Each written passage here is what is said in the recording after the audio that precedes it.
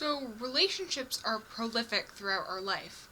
Martin Buber, a Jewish existentialist philosopher, characterized relationships as either being I-it or I-thou. I-it relationships are characterized as being the ones that are out of utility, the ones that just have to happen out of pleasantries. The common example of this is maybe the bagger at your grocery store. This is the guy who you see every week and you say hi to him, how you doing, but it's just because that's kind of what the common thing to do is. Do you actually care? You just have that relationship with him out of necessity. He does a job for you. Another example of this that may be more understandable for students is kind of the student school secretary relationship. You say, hi, how you doing? But the answer you're going to get is never necessarily going to be the full truth, and understandably so. On both sides of this relationship, it is out of utility or just doing your job, getting kind of to the next point. Even though these relationships are very nice and they're nice to have and they're important for society, but they're not necessarily a very true relationship. So on the other side of I-it relationships are these I-thou relationships. So in these I-thou relationships, this is where Buber argues God presides. So I-thou relationships are characterized by care, compassion, and, of course, love. In I-thou relationships, if you ask somebody, hey, how you doing? You're going to get the real answer, and if you don't, then you're probably going to call the person out on BS, and you should. I-thou relationships are these relationships of deep connections.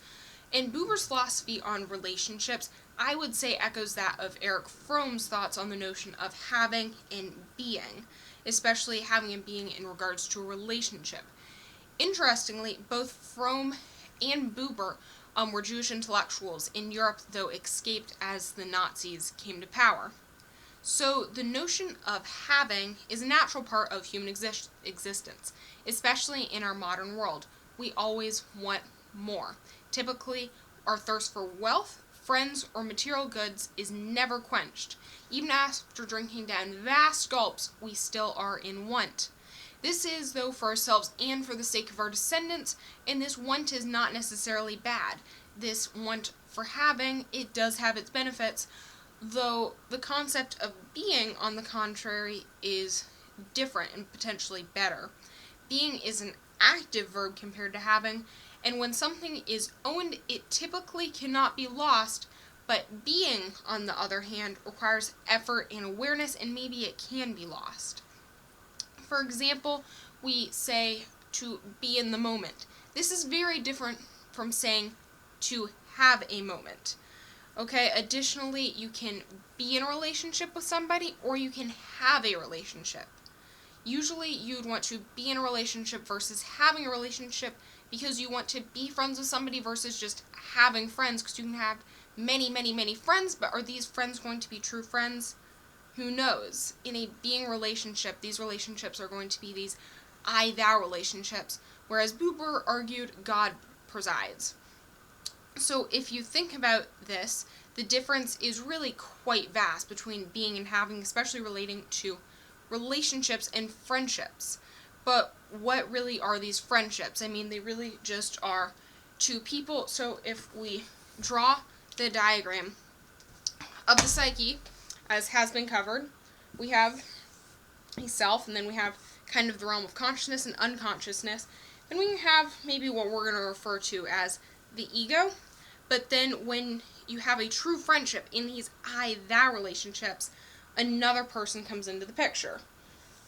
Okay? So this is another human, this is another self, okay, with their own kind of realm of consciousness. What are they aware of? Then their own kind of ego. But then something really special is created right here. Okay, this is that special relationship, and maybe it has a self of its own. Maybe it itself has its own little ego box, its own self, no realm of consciousness. So this is in an I-thou relationship, and it really is something special. So other than with family and friends, The other relationship that I would say is most important, especially with these I-thou relationships, is that of a relationship with a teacher. Okay, student to teacher, disciple to teacher, though in developed countries today, education is a requirement. Okay, so maybe this notion of a student-teacher connection isn't as prevalent.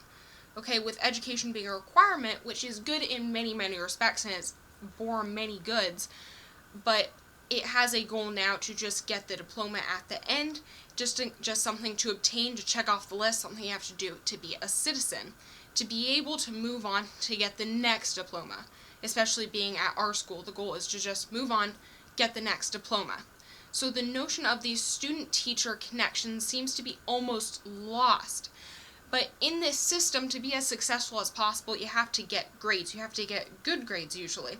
Notice, though, that we always talk about grades in the having sense, okay? We say, I have this grade in this or that class. How do I get this grade? What do you have? What grade do you have? I honestly cannot think of a way to speak about grades in the active sense that is not relating to having, okay, or obtaining, which is kind of strange. And the way that we talk about grades kind of shows how we relate to knowledge. Okay, there's no drive to obtain the knowledge that we're getting in school without some mark of approval showing that we have it. Okay, and then that mark of approval is kind of the showing how well we maybe know that knowledge, though maybe that's not really what the connection should be. Fromm expresses his views on knowledge, writing,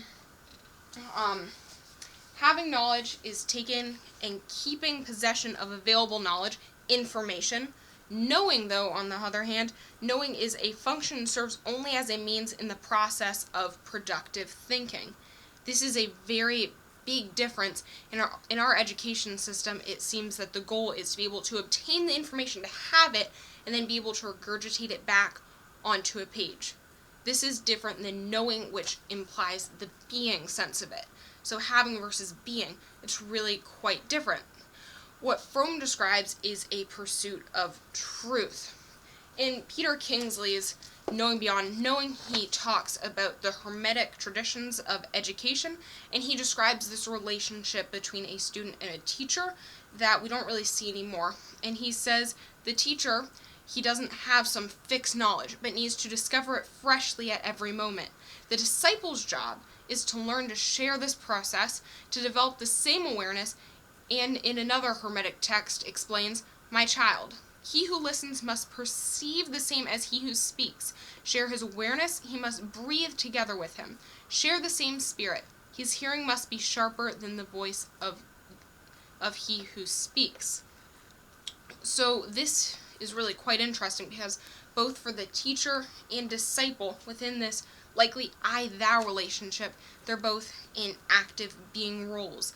The teacher, he is discovering this information with the help of the disciple who is actively listening, but then they together are breathing the same breath.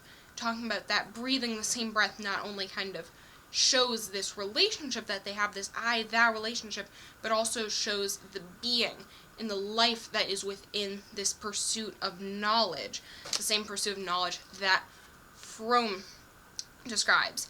But now this seemingly idyllic relationship of student to teacher is kind of in the past and has been lost. The student then was not necessarily in pursuit of a grade, and the teacher was not really in pursuit to just dump knowledge. They were in pursuit to find knowledge. It's really kind of a different frame shift of mind. Instead, they were being in the moment. So with this teacher-to-student relationship, we can kind of return back to our drawing of the psyche, and we have maybe a friend and a person, but if we say that one of these people is the teacher, we have the teacher and student relationship with this I-thou relationship that we have here.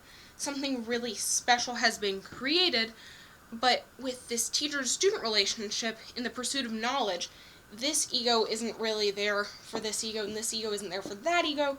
These selves, they're here for this, and they're here for this, but then this new kind of being that's being created in this relationship is there in pursuit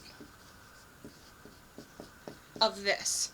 That this could not have been kind of discovered without the relationship that has been formed between the two. So that concludes this video, and I thank y'all for watching. Bye-bye.